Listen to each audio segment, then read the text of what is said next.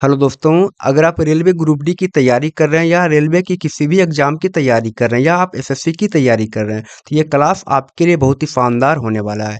क्योंकि हम इस क्लास में लेकर के आए हैं प्रीवियस ईयर में जो रेलवे का एग्जाम हुआ था, उसका टोटल 101 शिफ्ट का साइंस का सॉल्यूशन लेकर के हम आए हैं। और ये एग्जाम जो है 27 नवंबर 2025 को हुआ था और ये हमारा शिफ्ट नंबर 3 है। तो आइए हम क्लास को स्टार्ट करते हैं। अगर आपको क्लास अच्छा लगे तो आप वीडियो को लाइक करें, चैनल को सब्सक्राइब करें। और अगर आपको इस क्लास की पीडीएफ भी चाहिए तो वीडियो के डिस्क्रिप्शन में लिंक दिया गया, आप वहां से भी प्राप्त कर सकते हैं। तो आइए हम आज की क्लास को स्टार्ट कर रहे हैं। आज का पहला क्वेश्चन है कि निम्नलिखित कार्बनिक यौगिकों में कौन सा संतृप्त है। आपसे पूछा है कि निम्नलिखित कार्बनिक यौगिकों में जो है कौन सा संतृप्त है, वो आपसे यहाँ पे पूछा गया है। एक चीज आप ध्यान देंगे, जो हाइड्रोकार्बन होता है या कार्बनिक यौगिक को ही कहते हैं हाइड्रोकार्बन। क्या कहते हैं? तो हाइड्रोकार्बन। और ये जो हाइड्रोकार्बन होता है, यह जो है दो प्रकार का होता है। कितना प्रकार का? तो दो प्रकार का। एक को कहते हैं संतृप्त और दूसरा को कहते हैं असंतृप्त। एक हो गया संतृप्त हाइड्रोकार्बन, एक होता है असंतृप्त। और आपको याद रखना है कि जो संतृप्त हाइड्रोकार्बन होता है, उसमें जो कार्बन और कार्बन जो परमाणु होता है, उसके बीच में होता है सिंगल बॉन्ड। और असंतृप्त हाइड्रोकार्बन जो होता है वह दो प्रकार के होता है। एक में होगा कार्बन और कार्बन के बीच में डबल बॉन्ड होगा, और एक में होता है कार्बन और कार्बन के बीच में ट्रिपल बॉन्ड। अब हम देखिए इसे कहते क्या है, तो ये जो संतृप्त है, जो कि कार्बन और कार्बन के बीच में सिंगल बॉन्ड है, इसे कहते हैं एल्केन। क्या कहते हैं? इसे कहते हैं एल्केन। और इसे कहते हैं डबल बॉन्ड वाले को एल्किन। इसको कह देंगे एल्किन। और ये ट्रिपल बॉन्ड वाला होता है एल्काइन। ये हो गया आपका एल्काइन। अब आपको यहाँ पे ध्यान रखना है कि देखिएगा, जो एल्केन लिखा है नाम के अंत में क्या आ रहा है, तो नाम के अंत में आ रहा है एन, तब हो रहा है यहाँ पे एल्केन। और एल्किन के नाम के अंत में क्या आता है, तो ये आता है इन। और एल्काइन के नाम के अंत में क्या आता है? आइन। अब यहाँ पे आप देखिए क्वेश्चन आपसे क्या पूछा है। पूछा है कि कौन सा क्या है, तो संतृप्त हाइड्रोकार्बन है या कार्बनिक यौगिक है। तो संतृप्त होने के लिए क्या चाहिए? कार्बन और कार्बन के बीच में सिंगल बॉन्ड, और जिसे कहते हैं एल्केन, और नाम के अंत में क्या होगा? एन होगा। आप देखेंगे यहाँ पे देख रहे हैं कि यहाँ पे क्या? Bromo propane. क्या नाम के अंत में एन है? तो यहाँ पे एन है, तो आपका उत्तर यही होगा। यही क्या है? यही है संतृप्त यहाँ पे हाइड्रोकार्बन। अगर हम बात करेंगे टू ब्रोमोप्रोपिन का, तो यहाँ पे देखिए लास्ट में क्या आ गया, तो ये तो इन आ गया है, मतलब ये क्या हो गया? ये हो गया एल्किन वाला।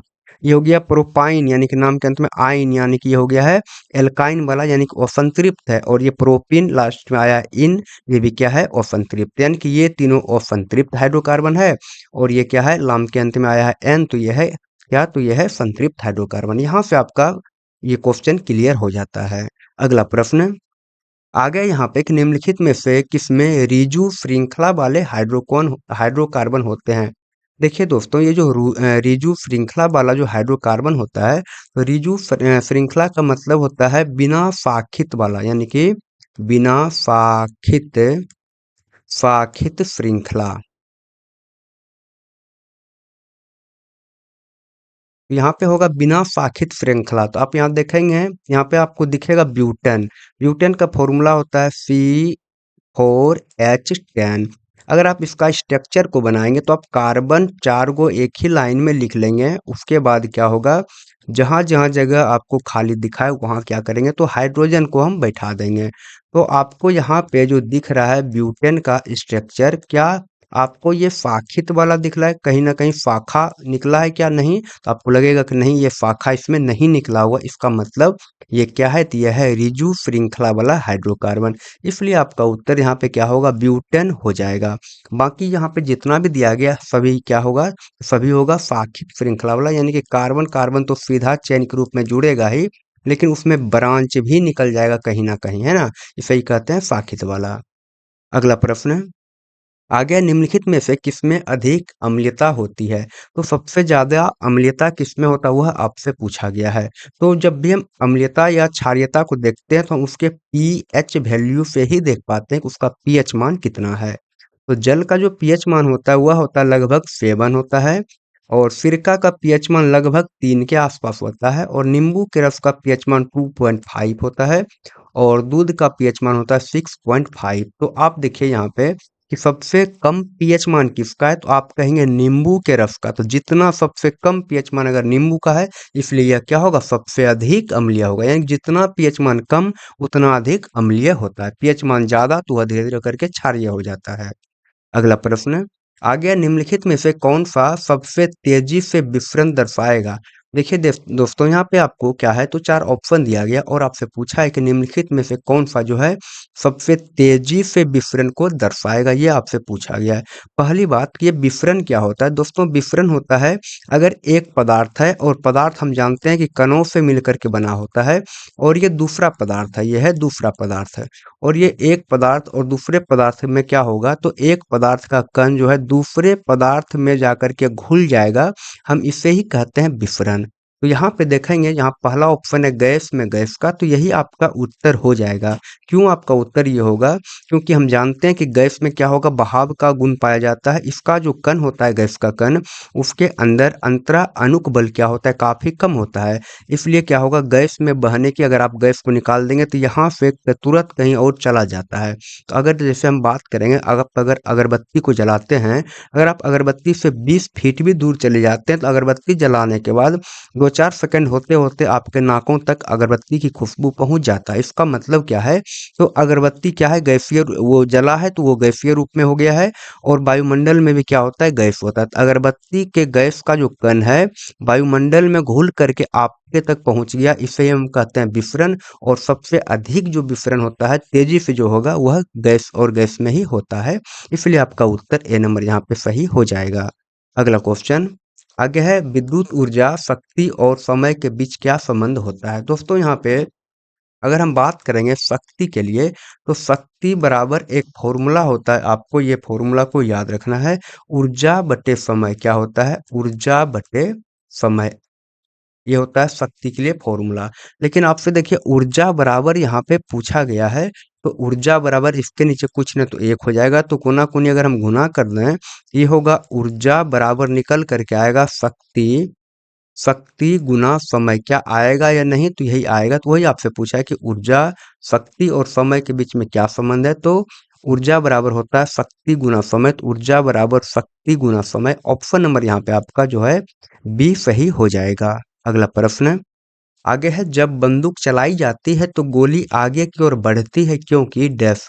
अब यहाँ पे पूछा गया, जब बंदूक को चलाई जाती है तो गोली क्या होगा, आगे की तरफ तो बढ़ती है, ये तो बिल्कुल सही है। लेकिन अब बोला गया क्यों बढ़ती है, तो आप ऑप्शन को अगर देखेंगे तो बैरल कोई बल नहीं लगाता, ये तो नहीं है। बोला गया गुरुत्वाकर्षण, इसे गोली में जो है गुरुत्वाकर्षण काम नहीं करता है। आगे है, वायु प्रतिरोध आगे की ओर कार्य करता नहीं, ऐसा नहीं कि वायु की गति के कारण ही जाएगा गोली आगे, ऐसा नहीं है। अगर आप इसे देखेंगे तो बंदूक की प्रतिक्षेप प्रतिक्रिया, यानी कि बंदूक जो पीछे की ओर, अगर आप गोली को फायर करेंगे बंदूक से, तो बंदूक क्या होगा, पीछे की ओर आपको धक्का लगाएगा। तो वही लिखा है यहाँ पे, उसे कहते हैं प्रतिक्षेप। तो बंदूक की जो प्रतिक्षेप प्रतिक्रिया के रूप में पीछे की ओर कार्य करता है। ऑप्शन के अनुसार आप इस आंसर को सही कर सकते हैं, लेकिन अगर आप कहेंगे 100% ये क्वेश्चन की व्याख्या कर रहा है, तो ये नहीं कर रहा है, ये आपको थोड़ा सा ध्यान यहाँ पे रखना होगा। अच्छा, ये जो गोली है, गोली और जो आगे बढ़ता है बंदूक से निकल करके, वह कौन से नियम पर काम करता है, तो आपको याद रखना है न्यूटन के तृतीय गति नियम, न्यूटन के तृतीय तृतीय गति नियम पर जो है काम करता है। अगला क्वेश्चन आगे यहाँ पे कि निम्नलिखित में से किस विधि में जंग लगने से बचाने के लिए इस्पात और लोहे पर जिंक की परत का विलेपन शामिल है। दोस्तों अगर मान लीजिए कि ये लोहा है और लोहा को आपको जंग से बचाना है, तो उसके लिए क्या करते हैं, तो विद्युत लेपन के द्वारा इसके ऊपर जिंक की परत को चढ़ा देते हैं। और जिंक की परत को चढ़ाने के बाद क्या होगा, तो बाहरी जो भी अम्ल हो, नमी हो, या ऑक्सीजन हो, हवा हो, पानी हो, जिसके भी संपर्क में आएगा, तो ये जिंक संपर्क में आएगा, डायरेक्ट ये लोहा संपर्क में नहीं आएगा। इसलिए इस लोहा पे क्या होगा, जंग नहीं लगेगा। तो जंग नहीं लगने के लिए लोहा के ऊपर जो हम जिंक की जो परत को चढ़ा देते हैं ना, उसको कहते हैं गैल्वेनीकरण। क्या कहेंगे, तो गैल्वेनीकरण, या तो इससे जफ्तीकरण भी कहते हैं, आपको याद रखना है। यहाँ से आपका उत्तर जो होगा वह डी नंबर सही हो जाएगा। अगला क्वेश्चन आगे है, सामान्यतः है किसे पोषी स्तर पर जीवों की संख्या सबसे कम होता है। ये जो पोषी स्तर होता है सबसे कम जो जीवों की संख्या होता है वह किस पे होगा, तो ऑप्शन के अनुसार यहाँ पे क्या होगा, तो तृतीय उपभोक्ता आपका उत्तर यहाँ पे सही होगा। क्यों होगा ये, तो देखिए दोस्तों, ये देखिए प्रथम उपभोक्ता हो गया, ये द्वितीय है, यहाँ पे ये तृतीय है। उसके बाद देखिएगा कि जैसे जैसे यहाँ पे एनर्जी सबसे ज्यादा है और जैसे जैसे ऊपर जा रहे हैं एनर्जी क्या हो रहा है, घट रहा है, यानी ऊर्जा का स्तर क्या है, घट रहा है। और ऊर्जा का स्तर को घटना मतलब जीवों का जो संख्या है उसमें कमी को दर्शाता है। इसलिए ऊर्जा का स्तर कम है, इसलिए क्या होगा, जीवों की संख्या, क्या ऊर्जा का स्तर क्या होगा, कम है, तो जीवों की संख्या भी कम होगा। इसलिए आपका उत्तर यहाँ पे जो है बी नंबर सही हो जाएगा, तृतीयक उपभोक्ता। अगला क्वेश्चन आगे है, निम्नलिखित में से कौन सा मानव रोग जो है यौन क्रिया के दौरान संचारित हो सकता है। तो कौन सा मानव रोग है जो कि यौन क्रिया के दौरान क्या होगा, तो संचारित होता है। तो मधुमेह होता है क्या, नहीं होता है। कैंसर भी नहीं होता है। प्रोटीन ऊर्जा कुपोषण ये भी नहीं होता। तो ये होता है उपार्जित प्रतिरक्षा न्यूनता संलक्षण। ये क्या होता है, ये होता है क्या, एड्स। ये क्या होगा, ये होता है एड्स को ही हम ये कहते हैं उपार्जित प्रतिरक्षा न्यूनता संलक्षण। तो आपका उत्तर क्या होगा, एड्स सही होगा, क्योंकि एड्स जो है यौन क्रिया के द्वारा ये संचारित होता है, एक व्यक्ति से दूसरे व्यक्ति में पहुंचता है। अगला क्वेश्चन आगे है, 5 कूलाम आवेश को 15 वोल्ट विभवांतर वाले दो बिंदुओं पर ले जाने में कितना कार्य किया जाता है। दोस्तों ऐसा क्वेश्चन जब भी आपको मिले तो आप क्या करिए, पहले लिखिए कि क्या क्या दिया गया है। यहाँ पे आवेश यानी कि Q बराबर दिया गया है 5 कूलाम, और V यानी कि विभवांतर दिया गया यहाँ पे 15 वोल्ट, और पूछा कि आपसे कार्य क्या होगा, W बराबर वाट। तो आपको याद रखना है फॉर्मूला, कार्य बराबर होता है फॉर्मूला Q बटे V, यानी कि आवेश बटे विभवांतर। तो यहाँ पे Q का मान क्या है, Q का मान है 5 और V क्या है 15, तो 15 गुना 5 हो जाता है 75। तो कार्य बराबर 75 होगा, लेकिन कार्य का 75 हो जाएगा यहाँ पे, और कार्य का जो एसआई मात्रक होता है वह होता है जूल। इसलिए आपका उत्तर यहाँ पे बी नंबर सही होगा, 75 जूल। अगला क्वेश्चन आगे है, निम्नलिखित में से कौन सा पादप जो है पर्ण के कोरों पर मुकुलन द्वारा अलैंगिक रूप से पुनरुत्पादन करता है। यानी कि बताया गया आपसे, यहाँ पे पूछा गया कि कौन सा पादप होगा, पौधा होगा जो कि पर्ण के कोरों पर यानी पर्ण का मतलब देखिए दोस्तों ये होता है, ये जो आपको पत्ती दिख रहा है और ये सब जो आपको दिख रहा है इसे ही कहते हैं पर्ण। ये सब जो ये क्या है, ये पर्ण है। तो पर्ण के कोर पर जो है मुकुलन के द्वारा क्या करता है, अलैंगिक जनन करता है और नया जीव का जन्म करता है। तो ये देखिएगा आप यहाँ पे, ये जो आपको दिखा रहे हैं ये है ब्रायोफाइलम या तो ब्रायोफिलम है ये। और यहाँ पे देखिए एक पत्ती का जो कोर है, पर्ण जो है यहाँ पे पर्ण, पर्ण से एक नया जीव का उत्पन्न हो रहा है क्या, हाँ नया जीव उत्पन्न हो रहा है, और ये क्या होगा कुछ टाइम में इससे अलग हो जाएगा और एक नया जीव को उत्पन्न कर देगा। इसलिए यहाँ पे आपका उत्तर क्या हो जाएगा, आपका उत्तर जो है ब्रायोफिलम सही हो जाएगा। अगला क्वेश्चन आगे यहाँ पे कि लेंस द्वारा उत्पन्न आवर्धन वस्तु दूरी और यहाँ पे प्रतिबिंब दूरी भी से किस सूत्र से संबंधित। यानी कि आपको बस आपसे पूछा है फॉर्मूला कि आवर्धन यानी कि m बराबर क्या होता है, तो वह पूछा है, लेकिन किसके लिए पूछा है, तो लेंस के लिए पूछा है। तो लेंस के लिए m बराबर होता है v बटे u। आपको याद रखना है ये किसके लिए होगा, तो लेंस के लिए होगा। इसलिए जो आपका उत्तर होगा यहाँ पे डी नंबर सही हो जाएगा। लेकिन अगर लेंस की जगह आपको दर्पण दे देता तब क्या होता, तब ये होता माइनस भी बटे यू। आपको ये भी याद रखना है। तो लेंस के लिए आवर्धन क्या होगा, भी बटे यू, और दर्पण के लिए होता है माइनस भी बटे यू। अगला प्रश्न आगे है, निम्नलिखित में से कौन सा परीक्षण जो है सर्वोत्तम रूप से इसकी व्याख्या करता है कि द्रव्यों का आयतन निश्चित होता है लेकिन उसकी आकृति निश्चित नहीं होता है। आपको भी पता होना चाहिए कि द्रव का जो आयतन होता है वह तो निश्चित होता है लेकिन आकृति निश्चित नहीं होता है।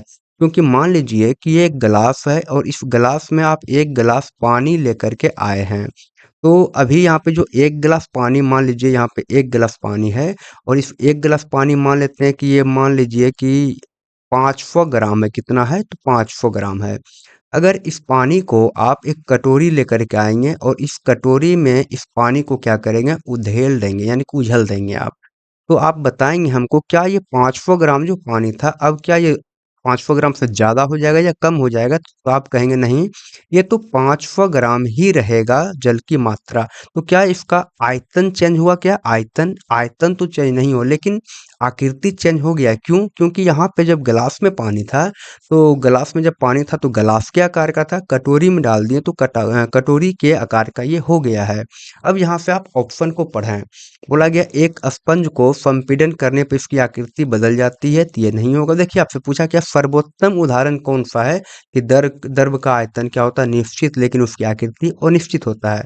यही लिखा गया ऑप्शन नंबर सी में कि जल जो है अपने पात्र की आकृति को ग्रहण कर लेता है, लेकिन इसका आयतन वही बना रहता है। इसलिए आपका उत्तर जो है यहाँ पे सी नंबर सही हो जाएगा। अगला क्वेश्चन आगे है, निम्नलिखित में से कौन सा गैसों का एक अभिलक्षण है? तो गैस का जो एक अभिलक्षण है वह आपसे पूछा गया है। तो आपको यहाँ पे याद रखना है कि गैस का कोई निश्चित आकार नहीं होता है, ना ही कोई निश्चित आयतन होता है गैस का। अगला क्वेश्चन आगे है, निम्नलिखित में से किस कोशिका अंगक में एटीपी जनरेटिंग रासायनिक अभिक्रिया हेतु पर्याप्त पृष्ठीय क्षेत्रफल होता है? यानी दोस्तों हमारे कोशिका के अंदर एक कोशिकांग है, एक अंग ऐसा है जो क्या करता है, तो वहाँ पे ऑक्सीजन का क्या करके ऑक्सीजन को बर्न करके जला करके ऊर्जा को उत्पन्न करता है, और ये जो ऊर्जा को उत्पन्न करता है वह जो है एटीपी के रूप में एटीपी के रूप में जो है ऊर्जा को उत्पन्न करता है। यहाँ देखिए दोस्तों क्या पूछा आपसे कि निम्नलिखित में से किस कोशिका अंगक में जो है एटीपी जनरेटिंग रासायनिक अभिक्रिया हेतु पर्याप्त पृष्ठीय क्षेत्रफल होता है? यह जो है सूत्र कनिका यानी कि माइटोकॉन्ड्रिया होता है, जहाँ पे क्या होगा ऊर्जा का उत्पादन होता है एटीपी के रूप में, और इसका बनावट कुछ इस प्रकार से होता है कि इसमें क्या होगा तो पृष्ठ का क्षेत्रफल काफी ज्यादा बढ़ जाता है। ये देखिए दोस्तों यह है माइटोकॉन्ड्रिया, और आप यहाँ पे देख रहे हैं कि यहाँ पे देखिए इसका बनावट इतना है कि इसका पृष्ठीय क्षेत्रफल क्या है, काफी बढ़ गया है ऊर्जा को उत्पादन करने के लिए, एटीपी को बनाने के लिए। यहाँ से आपका उत्तर जो है माइटोकॉन्ड्रिया सही होगा। अगला प्रश्न आगे यहाँ पे कि चंद्रमा पर किसी पिंड का भार जो है पृथ्वी की अपेक्षा कम होता है, क्यों? हम लोग को पता है कि चंद्रमा पर अगर बात करेंगे तो पृथ्वी पर किसी व्यक्ति का जो वजन होता है उससे क्या होगा, चंद्रमा पर उस व्यक्ति का वजन 1/6 क्या होगा, कम हो जाएगा। इसका मतलब अगर किसी व्यक्ति का वजन यहाँ पे पृथ्वी पर है 60, तो वहां पे क्या हो जाएगा, तो वहां हो जाएगा 60 का 1/6, चंद्रमा पर हो जाएगा टोटल 10। उसका वजन 60 था, अब क्या हो गया 10 हो गया। इसका मतलब क्या होता है, इसका मतलब ये होता है कि चंद्रमा पर क्या है गुरुत्व त्वरण कम है, यानी कि जी का मान जो है पृथ्वी के मुकाबले चंद्रमा पर कम है, और कितना है तो पृथ्वी का 1/6 भाग है चंद्रमा पर। आपका उत्तर यहाँ पे जो है डी नंबर सही हो जाएगा। अगला क्वेश्चन आगे है, एम केजी द्रव्यमान का एक पिंड पृथ्वी की सतह से एच मीटर की ऊंचाई पर रखा गया है। इस पिंड की स्थितिज ऊर्जा यानी पोटेंशियल एनर्जी क्या होगा, ये आपसे पूछा गया। देखिए दोस्तों क्या है, ये मान लीजिए ये पृथ्वी की सतह है और यहाँ पे रखा गया है कोई पिंड को, और बोला गया इस पिंड का जो द्रव्यमान है वह क्या है, एम केजी है। क्या है, एम केजी है। और बोला गया कि सतह से लेकर के इस जो ये जो पिंड है इसका जो ऊंचाई है वह क्या है, एच मीटर है।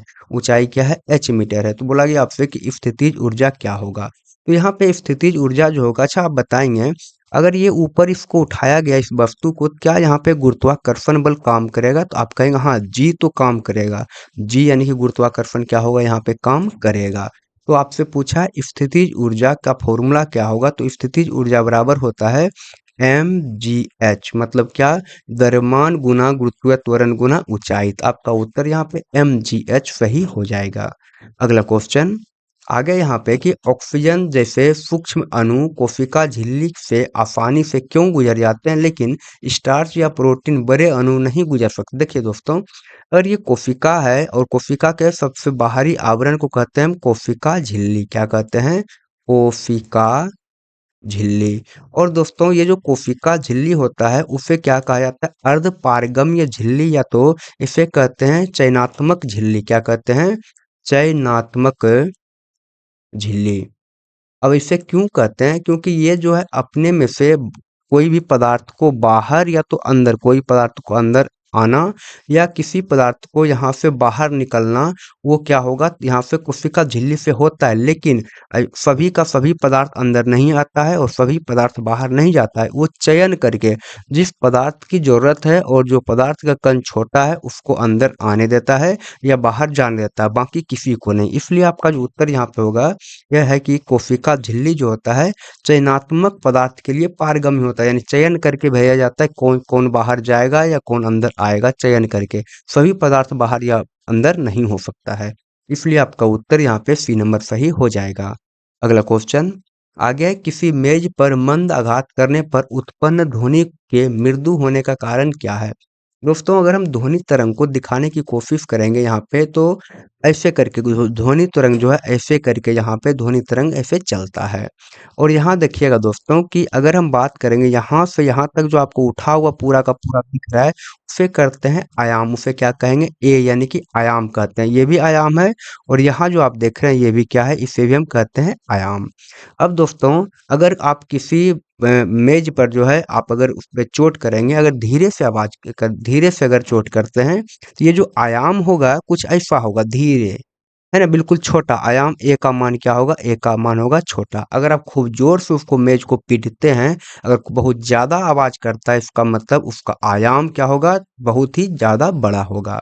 आपको ये बात समझ में आ गया है। तो यहाँ पे पूछा गया कारण इसका क्या होगा, मंद आवाज करता है तो आवाज मृदु यानी कि आवाज बहुत कम आता है। इसका कारण क्या है, इसका कारण है कि कंपन का जो आयाम है बहुत ही छोटा है, यानी कम आवाज करता है, मंद आवाज करता है तो क्या होगा, कंपन का आयाम बहुत ही छोटा है। Option number A.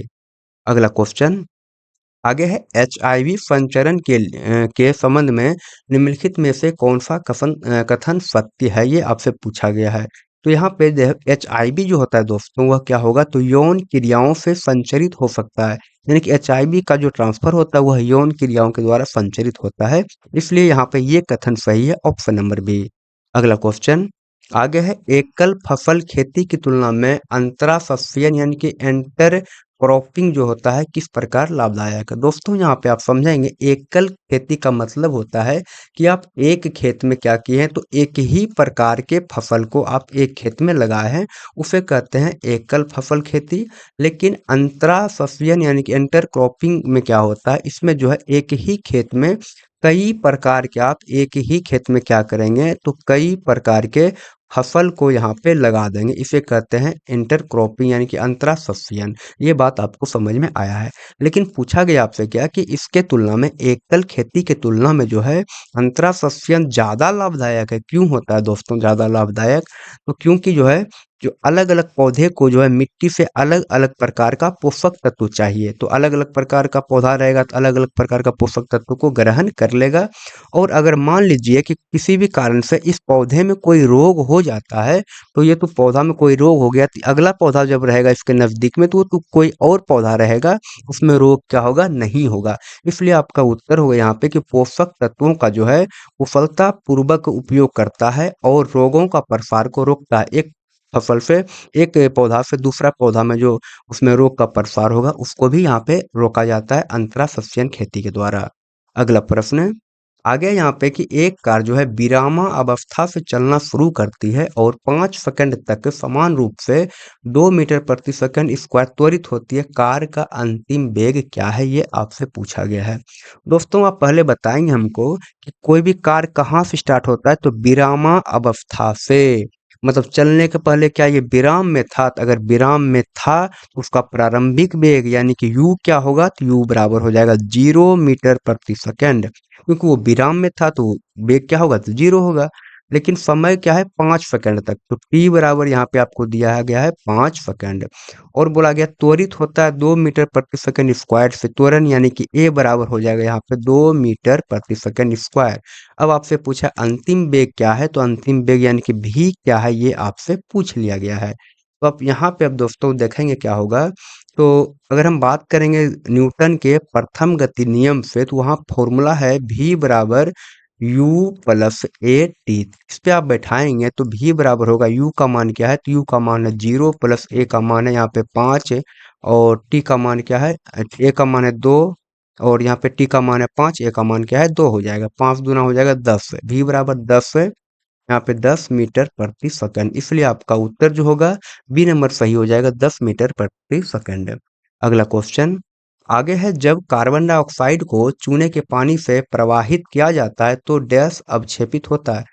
दोस्तों यहाँ पे चूने का पानी है, यानी कि कैल्शियम हाइड्रा ऑक्साइड है चूने का पानी, और इसके ऊपर से क्या किया जाता है तो कार्बन डाइऑक्साइड को प्रवाहित किया जाता है। तो ये जो बनाएगा नया प्रोडक्ट वह बनाएगा CaCO3 प्लस क्या होगा H2O जो है वाष्प के रूप में बाहर निकलता है।